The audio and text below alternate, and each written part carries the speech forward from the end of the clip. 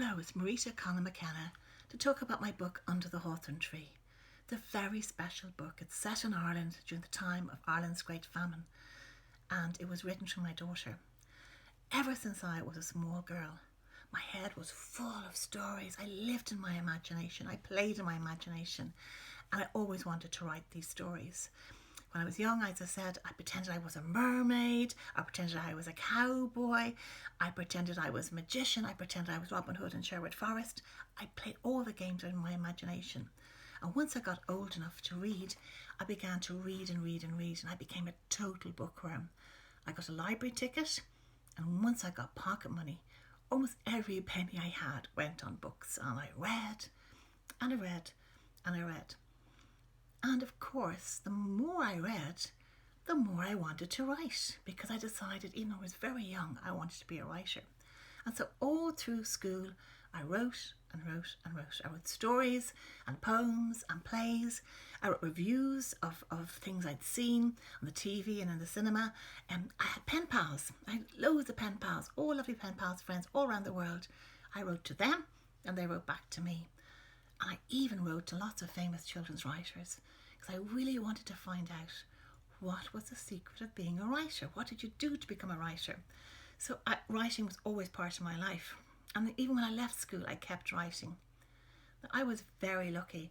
A lot of my writing got published, and I really enjoyed that. But then what happened, I had my own children, and I kept writing. I began to write for them. I loved art and drawing and painting. So when my children were small, I began to make picture books for them.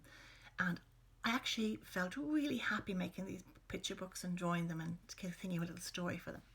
And then what happened, my older daughter, she wanted me to make a book for her. And I said, what kind of book will I make for her? I didn't know how I was going to even start or what kind of story. But the one thing I did know when I was growing up, I always loved history. After English history was one of my things. I was always fascinated by the Vikings, the Normans, the Tudors, the Romans, and the court of King Louis in France. And I loved history. But the one thing I really especially cared about was Irish history and the time of the Great Famine. And even though we had done only very little about it in school, for some reason we kind of almost passed it over, it stayed in my mind. And I was always trying to find out more about the Great Irish Famine. And I thought, well, maybe I could use a story from that for my daughter. And then fate or luck happened that one day I was listening to the radio, and a teacher was being interviewed on the radio and telling about this school. And they had this big hawthorn tree growing in a field, and decided to cut the hawthorn tree down and clear this field, because it was a very soggy, muddy field, and the children were always getting dirty when they were walking through it. They'd walk through the side of it to get into the school, or when they were playing at break, and they were going to drain it and make a football pitch.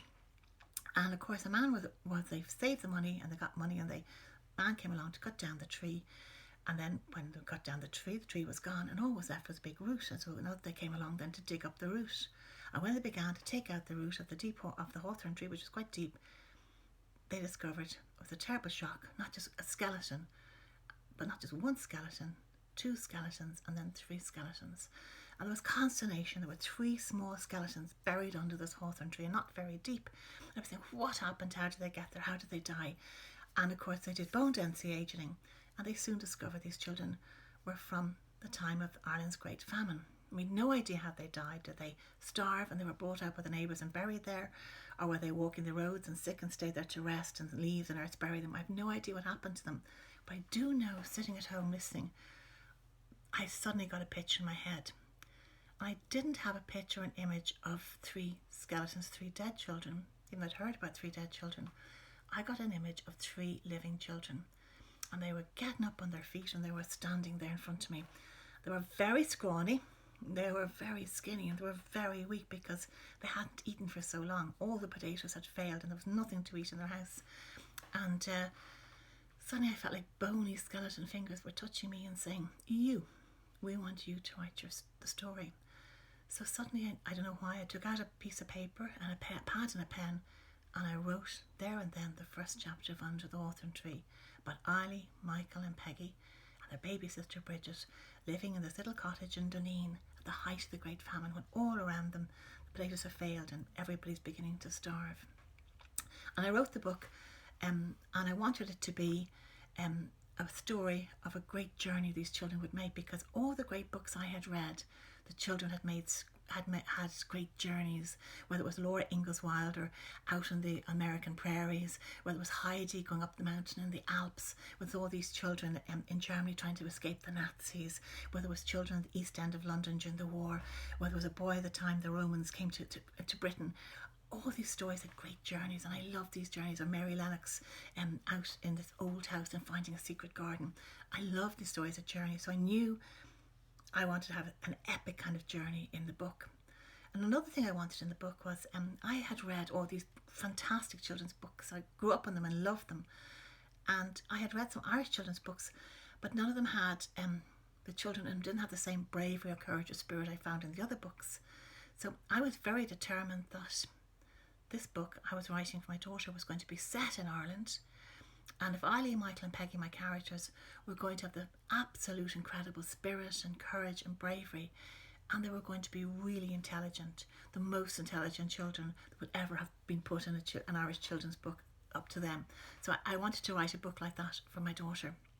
So I wrote and wrote and wrote, and in 12 weeks I had the book finished. I remember giving it to my daughter to read, and all kinds of things happened on them. They were evicted. Their dad has to go off in the roadworks, and terrible things happen to their little sister, and their mum has to go away to find the dad. And then, of course, the landlord comes and he says they're going to send them to the workhouse and they're going to be evicted. And instead they escape to find their aunts who they've heard about, Auntie Nana and Auntie Lena. And they set off on this epic journey across Ireland, which I wanted to bring in all the things happened in the famine, the soup kitchens, the exhaustion, the hunger, being attacked by dogs, bleeding a cow, seeing all the scenes around them of what happens in the famine. And so the book was finished and my daughter read it and she loved it. And what happened then, I was telling my lecturer in college, I was doing a course in children's literature about this book I was writing, and she read it and she said to me, "You've got to send it to a publisher." And one or two other friends read it too, and they said, "You have to send it to a publisher." I had never intended sending it to a publisher. Before I knew it, I'd posted it in an envelope to O'Brien Press, and after a long time, it seemed forever, I got called in to say, could I come to a meeting? And I went to the meeting and they said, "We'd love to publish the book." And so I worked with my editor, and then my publisher Michael O'Brien organised for a wonderful artist called Donald Teskey to design the cover. And when we were talking about books and what kind of books I liked, I said I liked all the chapter illustrations, the children's classics when I was growing up.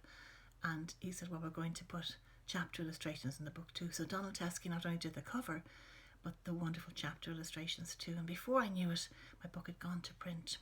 And I was holding this very special book in my hand, my first book. I couldn't believe it. And then they said they were going to have a launch, and I was very nervous about having a launch.